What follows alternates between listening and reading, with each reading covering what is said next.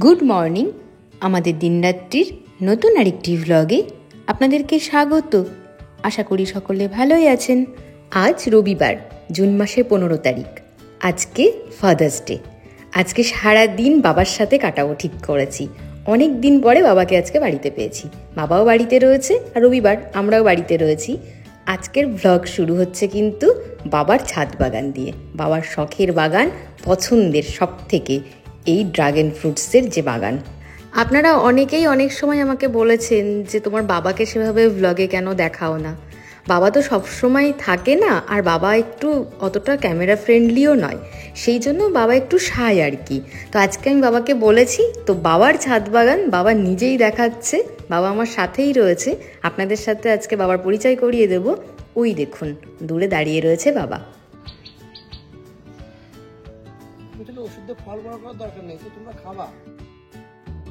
আসলে বছর চারেক আগে ড্রাগন ফ্রুটসের একটা চারা এনে বাবাকে মামাবাড়ি থেকে আমি দিয়েছিলাম।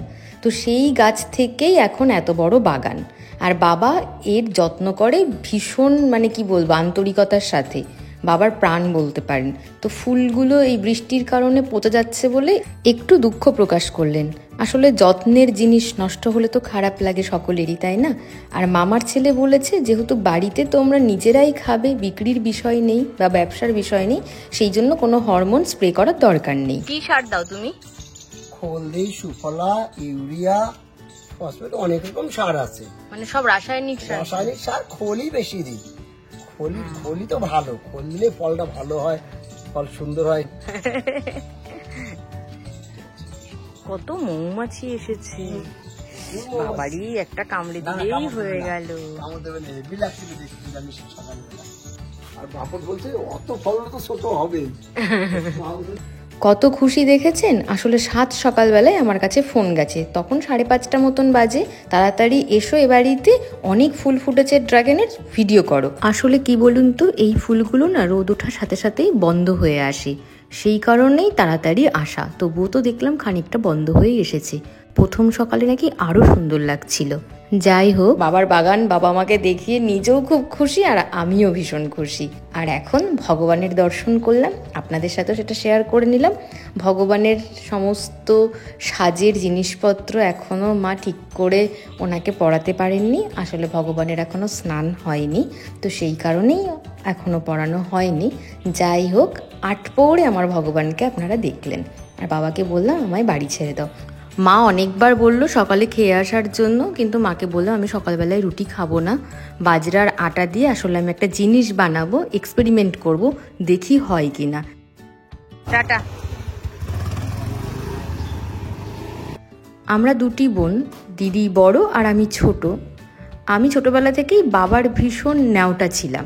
বাবার সাথেই সবসময় আমার সময় কাটতো। কিন্তু ধীরে ধীরে যখন বড় হয়ে যায় মেয়েরা, তখন তো মায়ের অনেক ক্লোজ হয়ে যায়।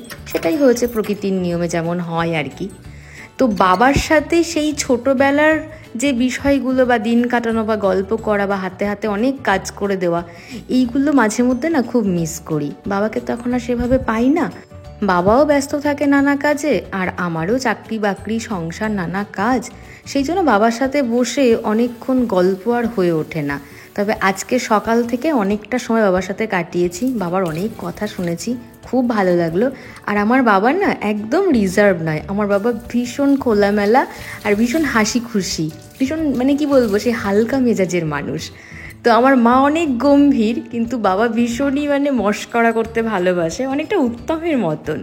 তো আমার খুব ভালো লাগে। আমি বলি তো, একদম শ্বশুরের পারফেক্ট জামাই হচ্ছে উত্তম।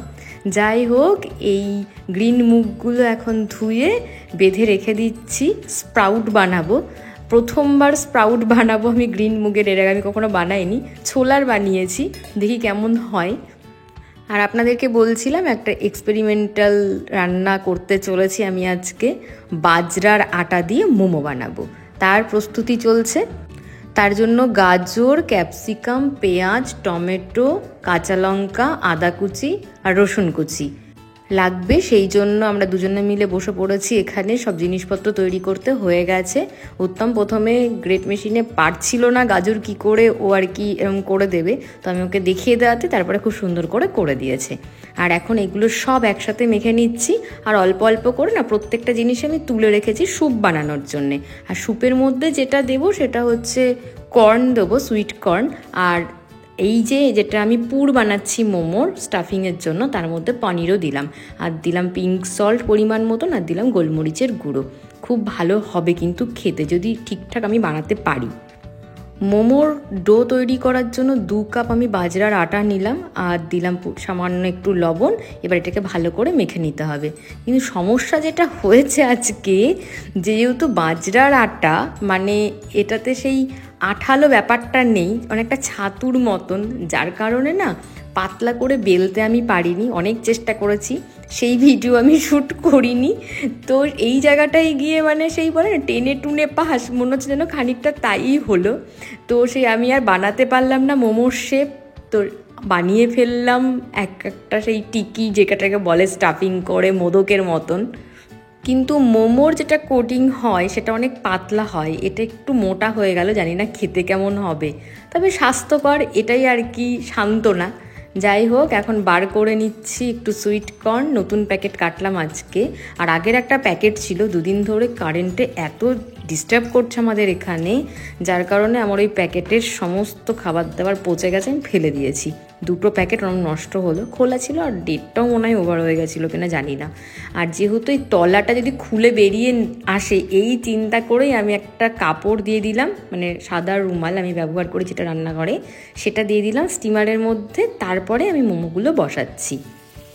মোমো তো না, ওই মোমোর মতন কিছু একটা আর কি। উত্তম আমাকে দেখে বলছে যে এরম করে সেদ্ধ করে কিন্তু আমি খাবো না, আমায় কয়েকটা ভেজে দাও। তো আমি কতগুলো ভাজতে দিলাম, স্টিমার থেকে সাহস পেলাম না, তাই অনেকগুলো মোমো বার করে নিয়েছি। এখন সেখান থেকে বার করে ভাজছি, আর কয়েকটা এক্সপেরিমেন্টের জন্য রেখে দিয়েছি। দেখা যাক স্টিম করে কেমন লাগে খেতে। সকালবেলায় ছুটির দিনে দুজনা মিলে লেগে পড়েছি এই এক্সপেরিমেন্টে। কিন্তু এক্সপেরিমেন্ট যদি আমরা সফল হতাম তাহলে শান্তি লাগতো। ফেল একেবারে, টেনে টুনেও পাস করবো বললাম, সেটাও হয়নি। কিন্তু টেস্টি হয়েছে। ভাজাটা তো খেতে ভালোই লাগছে, বাজরার আটা তো একটু কোডিংটা না হার্ড হয়ে গেছে, মানে সেই কুড়কুড়ে মতন হয়ে গেছে। যেমন সেই লিট্টি হয় না, লিট্টিটা যেমন একটা হার্ড মানে চারপাশটা হয় বাইরের সারফেসটা, সেই রকমই হয়েছে। আর চলুন এবার এটাকে খুলি, দেখি কি অবস্থা এর। ট্রায়াল হচ্ছে, যদি ভালো হয় তাহলে হয়তো বলবো, তাই না? কিন্তু ঠিকঠাক কি হয়েছে, বলে আমার বুদ্ধিটা ঠিক হয়েছে, পেছনটা না গলেনি। এদিকে আসো, দেখো ঠিকই আছে, পেছনটা কিছু হয়নি। কি বোকার মতন ভেজে ফেললাম ওগুলো, না? আর এই যে সুপ, বাবা সকাল থেকে রান্না বান্না নিয়ে অনেক পরীক্ষা নিরীক্ষা হয়েছে, আর ভালো লাগছে না। এবার চলুন খাবারটা খেয়ে নিই। যদিও ওই ভাজা মোমোগুলো মানে বা লিট্টিগুলো যাই হোক, ওটা খেয়ে ভালোই লাগলো, খিদেও পেয়েছিল। ওই যে বললাম না মা খেতে সাজছিল, সেটা না খেয়ে চলে এসেছি, ওই জন্যই মনে হয় আরও ফেল করলাম, জানেন তো।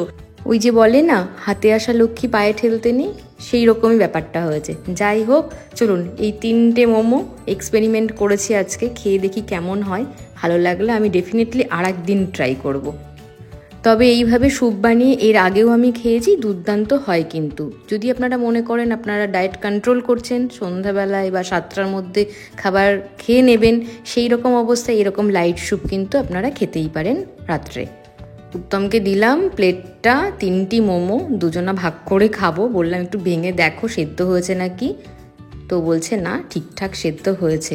চলুন আমি একবার খেয়ে দেখি। আর কি বকবক করছে বলুন তো, যেহেতু বাজরার আটা দিয়ে বানানো, কোডিংটা একটু মোটা হয়েছে, সেটা নিয়েই বলছে। সেটা তো হবেই, তাই না বলুন? দাঁড়ান, এই দেখুন ভেঙে দেখাচ্ছি, কীরকম নরম দেখেছেন।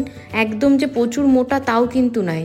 দেখুন আপনারা, হেলদি খেতে গেলে তো আপনাকে একটু কখনো কখনো কম্প্রোমাইজ করতেই হবে, তাই না? আমি এবার ভাবছি যে পরের দিন আমি যখন বানাবো না, হাফ হাফ করে বানাবো, মানে হাফ বাজরার আটা দেবো আর হাফ ময়দা দেবো, দিয়ে তারপরে আমি বানানোর চেষ্টা করব। দাঁড়ান স্যুপটা ওকে দিই, স্যুপটা ডেফিনেটলি ভালোই হবে আশা করছি। দারুণ হয়েছে, স্যুপটা দারুণ হয়েছে না? awesome. যাক বাবা, স্যুপ আমার মুখ রক্ষা করেছে। মানে সেই ডাহা ফেল একেবারে নয় মনে হয়। ওই 30-এ পাস হলে পারে আমি 20 পেয়েছি হয়তো আজকে। আর এই দেখুন কি সুন্দর বৃষ্টি শুরু হয়েছে।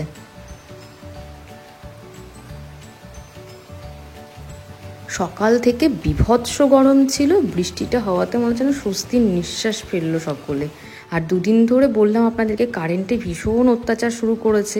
আসলে আমাদের পাড়ার লোড এত বেড়ে গেছে, আমাদের যে ট্রান্সমিটারটা রয়েছে না সেটা না নিতে পারছে না, যার কোনো ট্রান্সমিটার না বারবার ব্লাস্ট করছে, পুড়ে যাচ্ছে, কিছু না কিছু প্রবলেম হচ্ছেই।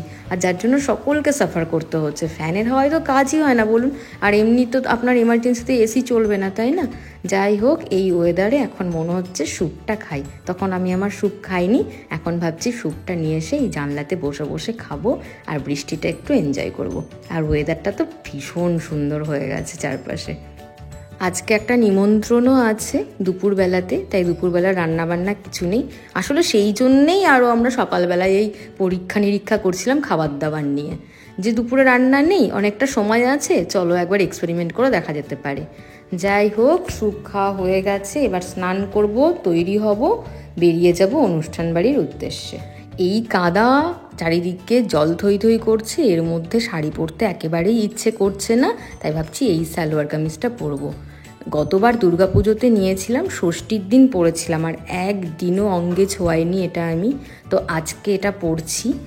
আসলে এই সালোয়ার কামিজটা না একটু কি বলবো পার্টি ওয়্যার, তো সেই জন্য সব জায়গায় পরে যাওয়া যায় না। আজকে ওয়েদারটাও ভালো আছে, আর একটি বাচ্চার অন্নপ্রাশনের নিমন্ত্রণ, তো সেখানে সালোয়ার কামিজটা আশা করি মানিয়ে যাবে, খুব একটা চকচকে লাগবে না। যাই হোক, আমি প্রায় তৈরি হয়ে গেছি, উত্তম ওদিকে রেডি হয়ে গেছে, চলুন এবার বেরোবো। ঠিকই লাগতো। উত্তমও রেডি হয়ে গেছে, ওকে বললাম ঠাকুরের প্রদীপটা নিভিয়ে দেওয়ার জন্যে। ওকে একটা শর্ট কুর্তা বার করে দিয়েছিলাম, বললো না ও এই পোলো কলার টি শার্ট পরেই যাবে। আসলে ও এই ধরনের টি শার্ট পরে ভীষণ কমফোর্ট ফিল করে। আর দেখুন তো আমাকে কেমন লাগছে, অবশ্যই কমেন্টে জানাবেন। কিন্তু আমার না কোথাও মনে হয় যেন এই রঙটা আমার গায়ে ঠিকঠাক মানায় না, তাই খুব একটা আমি পরিও না। চলুন তাহলে বেরোনো যাক।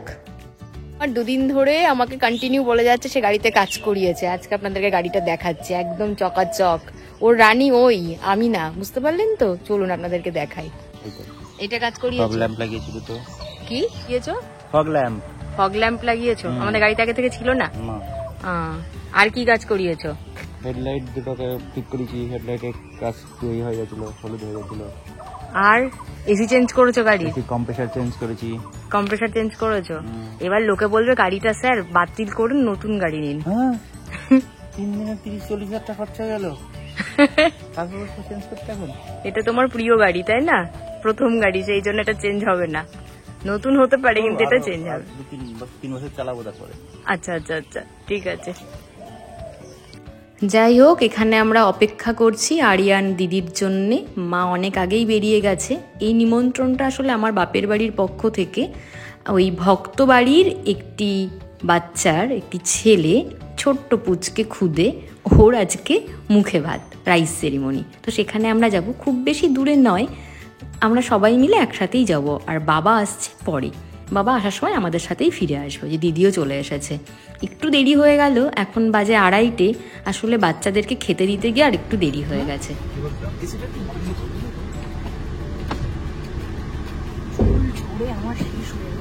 ঠিক হয়ে যাবে। আপনাদের মনে হতে পারে বাচ্চারা বলতে কারা, আসলে আমার বাড়ির কুকুরগুলো, রকি, ফুলটুসি, ফাটুন কুমার, ওরা সকলে রয়েছে, তো তাই দিদি ওদেরকে খেতে দিয়ে তাই বেরিয়ে আসলো, একটু দেরি হয়ে গেল। আর এই ওয়েদারে আমার মনে হয় সকলেরই হেয়ার ফল হচ্ছে, আমারও হচ্ছে, কিন্তু কখনোই না হেয়ার ফল নিয়ে আমি অতটা চিন্তা করি না। আমার মনে হয় এটা ন্যাচারালি হয়, আবার ন্যাচারালি আপনার গজিয়েও যাবে। চুল ভালো রাখার জন্য বাদাম খাওয়া কিন্তু খুব ভালো। এই রাস্তাটা পরিচিত রাস্তা না? এই রাস্তাটার সাথে ছোট্টবেলা থেকে বহু স্মৃতি কিন্তু জড়িয়ে রয়েছে আমার আর দিদির। এই রাস্তাটা দেখলেই আমার ভীষণ নস্টালজিক লাগে। ভালো লাগছে না ফুল গাছ কাটা? এত লাইন করে এক লাইন লাগিয়েছে। হ্যাঁ, আমরা পৌঁছে গেছি, চলুন ভেতরে যাই। আর প্রথমে দেখা করব সেই খুদের সাথে যার আজকে অনুষ্ঠান।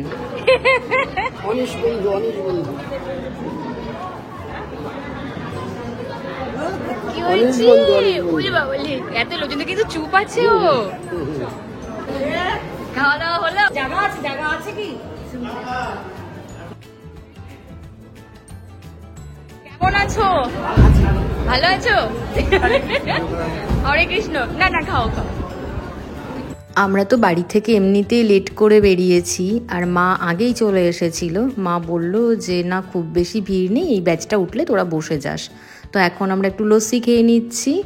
আর রনি প্রভুকে তো বলেই এসেছি যে ওরা উঠলে পারে ওই সিটটাতে আমরা বসবো। এখন তো অনুষ্ঠান বাড়িতে এটা একটা কি বলবো নিয়ম হয়ে গেছে, মানে অলিখিত নিয়ম, যে আপনাকে আগে থেকে জায়গা বলে রাখতে হবে, না হলে আপনি বসতে পাবেন না।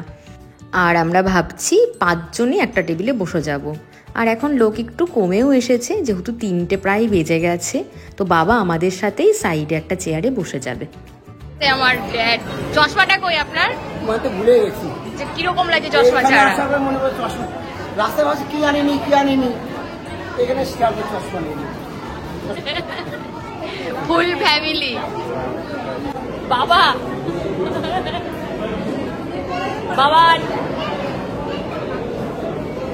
আজকে দিদি, মা আর উত্তম ম্যাচিং। ওরা 3 জনেই পড়েছে সবুজের বিভিন্ন শেড। তো ওরা হচ্ছে এভারগ্রিন। যাই হোক, আমরা এখন খেতে বসে গেছি। শুরু করলাম পনির স্যাটে দিয়ে। বাবা কেমন? দারুন। তারপরে ছিল রাধা বল্লভী চানা মশলা পনির দিয়ে। তারপরে মেন কোর্সে ছিল সাদা ভাত, শুক্তো, কোফতা ছানার, তার সাথে ছিল ফ্রাইড রাইস, শাহি পনির, তার সাথে ছিল কালাকাঁদ, মালাই চপ, আমের চাটনি, পাঁপড় আর আমুলের আইসক্রিম, মানে কোন যেটা হয় সেটাই। খাওয়া দাওয়া শেষে আমরা বাইরে বেরিয়ে এসেছি। আজকের আবহাওয়া তো ভীষণ সুন্দর। আর যে রাস্তাটা আপনাদেরকে দেখালাম, ওই রাস্তাটা দিয়ে একটুখানি এগিয়ে গিয়েই ডান হাতে আমাদের স্কুল। একদিন আপনাদেরকে আমার স্কুল দেখাবো। আমার ভীষণ পছন্দের জায়গা, আমার শৈশব যেখানে কেটেছে। আর এখন আমরা সকলে মিলে ফিরছি বাড়ি, হই হুল্লোড় মজা ঠাট্টা করতে করতে। আর বাবাও রয়েছে আমাদের সাথে। জমি যাবে, একটা আমি খাবো, একটা সন্ধ্যাবেলা খাবো। আচ্ছা আচ্ছা আচ্ছা, তোমার হাতে তো 3টে আইসক্রিম বাবা। আইসক্রিমের দোকান দেবে গিয়ে? আজকের ভ্লগটি এখানেই তাহলে শেষ করছি। যদি ভালো লেগে থাকে তাহলে প্লিজ একটা লাইক করে দেবেন।